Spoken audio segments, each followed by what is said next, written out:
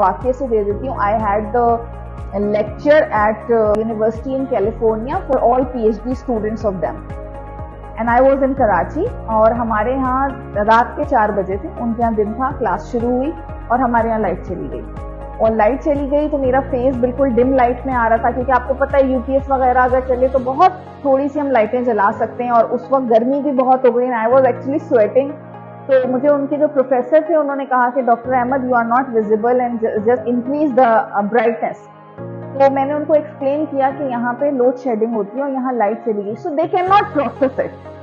आप समझ रहे हैं, they cannot process it. My lecture was very good, my content was very good, I was very honored that I was invited, but this type of stress I was going through because of the weather and because of the not looking very good enough in the camera, तो वो challenges भी एक हैं, personal challenge जो हमारे mental और physical health पे toll होते हैं, ये भी चैलेंजेस हैं। और जिनके लिए अब इस एज तक पहुंचते पहुंचते वो जो बॉडी की भी जो जिस कहते हैं ना कुव्वत बर्दाश्त है, वो थोड़ी सी जो है कम होना शुरू हो जाए। एक लास्ट क्वेश्चन है, फिर उसके बाद जो है वो आपके रिसर्च जर्नी पे जाने। आपसे ये पूछना था कि आपके जो प्रोफेशनल ग्रोथ में कराची यूनिवर्सिटी का जो है वो क्या रोल है? कराची यूनिवर्सिटी का रोल तो बहुत बड़ा रोल है। कराची यूनिवर्सिटी ने तो हमें वो बनाया है जो हम हैं। अगर मैं बात करूं कि पाकिस्तान की लार्जेस्ट पब्लिक सेक्टर यूनिवर्सिटी है, तो इसने हमें सबसे ज़्यादा जो चीज़ दी है वो है रेजिलियंस। और मेरे जो कुलीग्स बाहर हैं और इवन मेरे फैमिली मेम्बर्स जो बाहर मुल्कों में रहते हैं, वो मुझे कहते हैं तुम लोग ना शायद ऐसे हो कि you are just like cockroaches, के तुम लोग जो ना कि मतलब इतने रेजिलियंट हो कि दुनिया में कोई बम फट जाए तो तुम लोग जो हो वो सर्वाइव कर जाओगे। तो आई थिंक ये जो रेजिलियंस की एबिलिटी है ना, ये बेसिकली है इसीलिए क्योंकि हमने लो रिसोर्सेज में, कम से कम वसाइल में, मुश्किल से मुश्किल वक्त में जो है वो बेस्ट करने की कोशिश की, from classrooms to outside the classrooms. और मुझे लगता है कि इसमें किसी और का रोल नहीं है, बस कराची यूनिवर्सिटी का रोल है कि वो हमें इतना उसने जंगजू बना दिया और इतना ज़्यादा जो हमारे एफर्ट करने की और गिव अप ना करने की एबिलिटी है वो बहुत ज़्यादा है।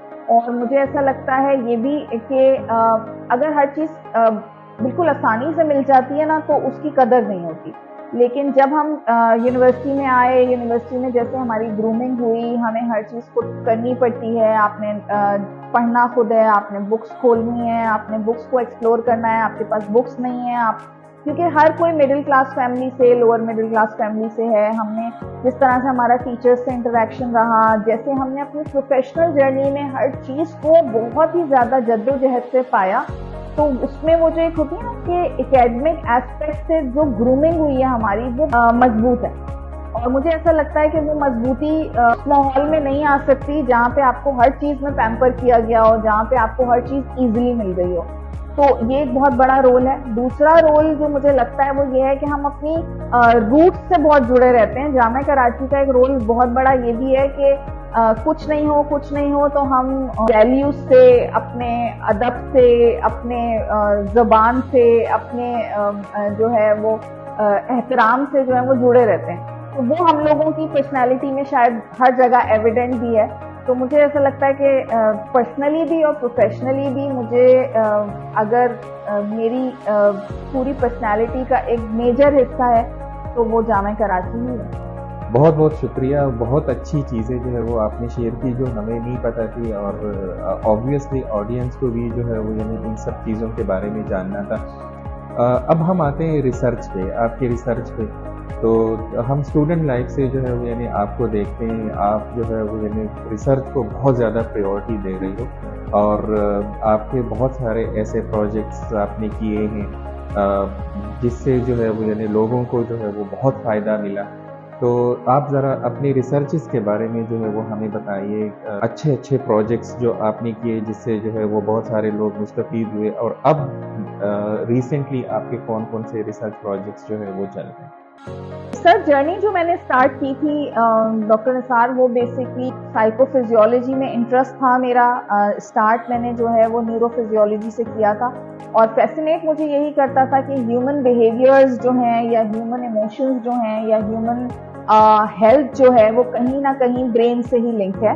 और इस पे मैंने फिर जब मेरा पीएचडी कंप्लीट हो रहा था 2013 में, तो बस मैंने वहीं पे जो है वो स्ट्रेस के हवाले से काम थोड़ा स्टार्ट किया था। और I started building research questions based on that how stress is changing the bodies and how stress is the baseline for every disease, क्योंकि हम ह्यूमन हेल्थ पे काम करते हैं जब फिजियोलॉजी की बात होती है। पूरी दुनिया में जो रिसर्च थी वो हो रही थी, तो उसको पढ़ के और उससे इंस्पायर होके और फिर सिस्टमैटिक रिव्यूज को करके मुझे ये अंदाजा हुआ कि स्ट्रेस पे बहुत काम होना बाकी है और स्ट्रेस पे हम काम कर सकते हैं, क्योंकि हमारे यहाँ भी चाहे डायबिटीज हो, चाहे कार्डियोवैस्कुलर हो, चाहे कैंसर जैसी डिजीजेस हो, वो बेसिकली स्ट्रेस के एक बेसलाइन से ही स्टार्ट हो रही हैं। तो जो पहला रिसर्च क्वेश्चन मैंने डिज़ाइन किया और हमने काम शुरू किया, जिससे हमें HSC ने ग्रांट भी प्रोवाइड की, वो था कि stress as a public health concern for cognitive decline in Pakistani population, कि किस तरह से हमारे ब्रेन के अंदर चेंजेस ला रहा है स्ट्रेस। और वो स्ट्रेस आपका रोजमर्रा का स्ट्रेस भी हो सकता है, आपका न्यूट्रिशनल स्ट्रेस भी हो सकता है, आपका केमिकल स्ट्रेस भी हो सकता है, आपका इमोशनल स्ट्रेस भी हो सकता है, आपका ट्रॉमेटिक स्ट्रेस भी हो सकता है। जब ये सक्सेसफुल प्रोजेक्ट किया, इसके साथ साथ पाकिस्तान में कोई स्ट्रेस इवेल्युएशन टूल मौजूद नहीं था, तो मैंने साथ साथ उस पर भी काम किया और एक जो है वो टूल इंट्रोड्यूस कराया पाकिस्तानी पॉपुलेशन के लिए, जिसका नाम भी मेरे नाम पे है, सदफ स्ट्रेस स्केल। और वो सदफ स्ट्रेस स्केल पे WHO ने इंडेक्स भी किया। अब उसका 3rd वर्जन है जो पब्लिश हुआ है, और ये स्ट्रेस स्केल जो है वो स्पेसिफिकली एक्सक्लूसिवली पाकिस्तानी पॉपुलेशन के लिए है। तो आप सिम्टम्स से जो है वो 7 टाइप्स ऑफ स्ट्रेस आइडेंटिफाई कर सकते हैं। Then I wrote a book on stress psychophysiology, and then I wrote a book on research, nuts and bolts of research for undergraduate students to inspire them that from where they can start the research. तो ये सब जब चीज़ें हो रही थी, तो research question important था, हमें रिसर्च क्वेश्चन बनाना आ जाए, हम रिसर्च को कैसे परस्यू कर सकते हैं एंड उसको फिर हम ट्रांसलेट कैसे करें कि not from lab but also lab to community, वो कैसे ट्रांसलेट हो सकता है।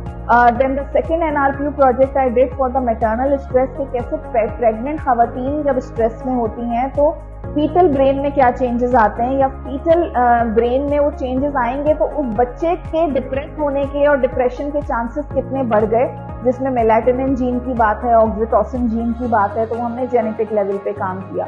देन क्योंकि काम साथ साथ चल रहा था, तो आई ऑल्सो इनिशिएटेड कि इस स्ट्रेस को रिजॉल्व कैसे किया जाएगा। तो उस स्ट्रेस को रिजॉल्व करने के लिए आई इनिशिएटेड अ डिप्लोमा, और उसमें फिर मैंने खुद भी सर्टिफिकेशन की, जो कि था अप्लाइड क्लिनिकल साइकोफिजियोलॉजी पे डिप्लोमा था, और वो brain behavioural medicine foundation USA ने जो है वो कंडक्ट किया था। तो उन्होंने हमें कुछ जो है वो इंस्ट्रूमेंट्स भी जो है वो एक्सेस दिया, और उन इंस्ट्रूमेंट्स को देखते हुए हमने फिर यहाँ पे अपनी ग्रांट से वो इंस्ट्रूमेंट्स अपनी लैब में डिज़ाइन किए और उसको इम्पोर्ट भी किया। लोगों को स्ट्रेस से रिलीफ कैसे कराया जाए, इसके लिए bio feedback, neuro feedback, yoga, nature में वॉक करना, जो लो कॉस्ट जो है वो जितने भी लो कॉस्ट सॉल्यूशंस थे, उस पे मैंने अपने MPhil और PhD स्टूडेंट्स को काम करवाया। और अल्हम्दुलिल्लाह अभी हमारे कोई 11 के करीब क्लिनिकल ट्रायल रजिस्टर्ड हैं, और उनमें से 6 पब्लिश हो चुके हैं इंटरनेशनल जर्नल्स में, 4 अभी प्रोसेस में हैं। मेरे जितने भी स्टूडेंट्स हैं वो या तो काम कर रहे हैं to explore the stress mechanisms and trauma mechanisms in body, या फिर intervention that can resolve that particular thing. तो ये बेसिकली बात इसलिए भी थी कि अगर हम स्ट्रेस को रिजॉल्व कर